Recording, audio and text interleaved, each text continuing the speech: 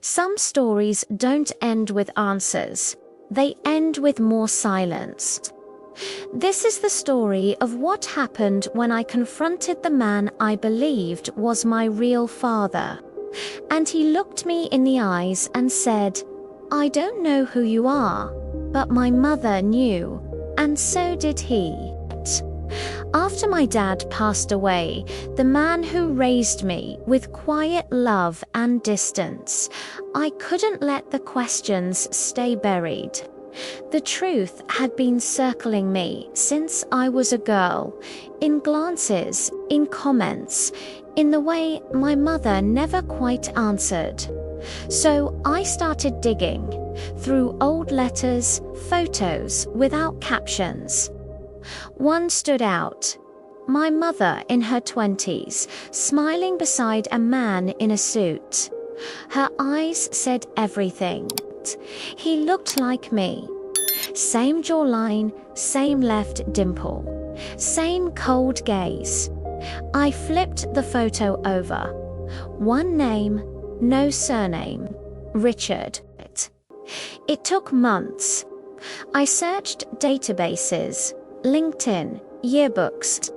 Every clue led me deeper into a man who had erased himself from history until I found him.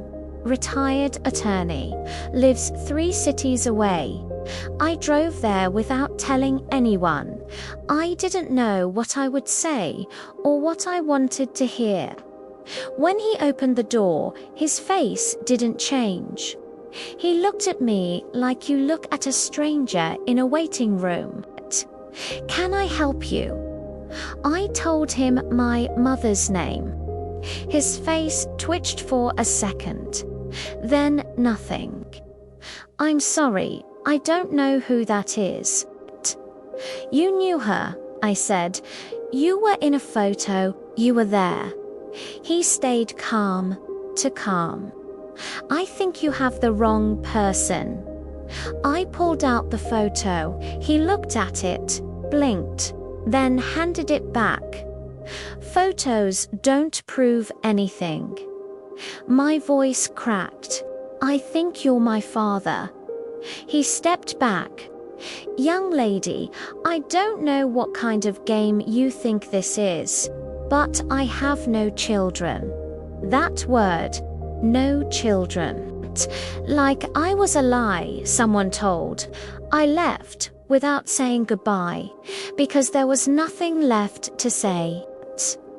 I sat in my car for an hour, screaming into my steering wheel.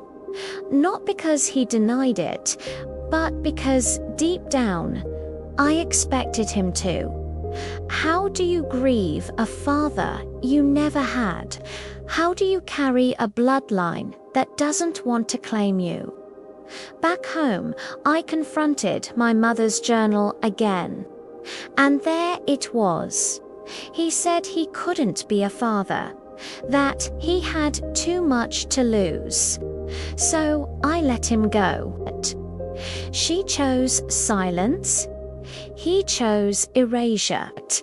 And I was left holding the truth alone, ending -17 o'clock to 19 o'clock. Some people say the truth sets you free, but sometimes it just leaves you empty.